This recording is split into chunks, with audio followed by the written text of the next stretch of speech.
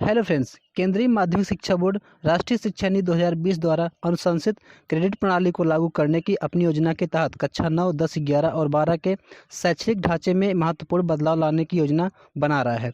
इसका उद्देश्य एक एकीकृत ढांचा को प्रस्तुत करके शिक्षा में परिदृश्य क्रांतिकारी बदलाव लाना है, जो कि व्यावसायिक और सामान्य शिक्षा के बीच के अंतर को समाप्त करता है। आइए अब जानते हैं क्रेडिट प्रणाली क्या है।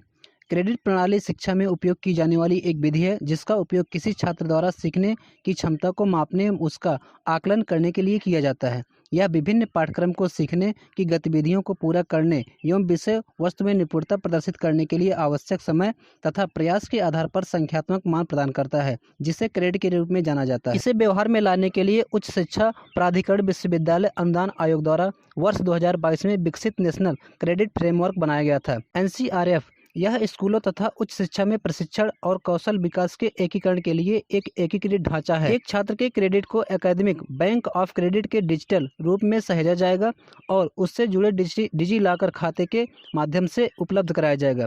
अपने संबंध स्कूलों से इसे लागू करने के लिए CBSE ने वर्ष 2022 में एक उप समिति का गठन किया, जिसने सुझाव दिया कि वर्तमान शैक्षणिक ढांचे को NCRF के साथ संरेखित करने के लिए कैसे फिर से डिजाइन किया जाना चाहिए। आइए अब जानते हैं CBSE उप समिति ने इस पर क्या सुझाव दिए। सांकेतिक शिक्षण। प्रस्तुत सुझाव के अनुसार एक शैक्षणिक वर्ष में 1200 सांकेतिक शिक्षण घंटे होंगे, जो छात्रों के लिए 40 क्रेडिट के बराबर होंगे।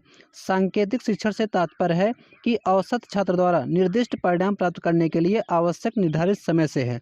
छात्रों को उत्तीर्ण होने के लिए प्रतिवर्ष शिक्षण के लिए कुल 1200 घंटे सुनिश्चित करने के लिए विषयों को विशिष्ट घंटे आवंटित किए जाते हैं। कक्षा 9 और 10 में छात्रों को 10 विषय पढ़ना आवश्यक है, जिसमें 3 भाषाएं तथा 7 मुख्य विषय शामिल है। 3 भाषाओं में से कम 2 भारतीय भाषाएं होनी चाहिए, जैसे हिंदी, संस्कृत अथवा अंग्रेजी।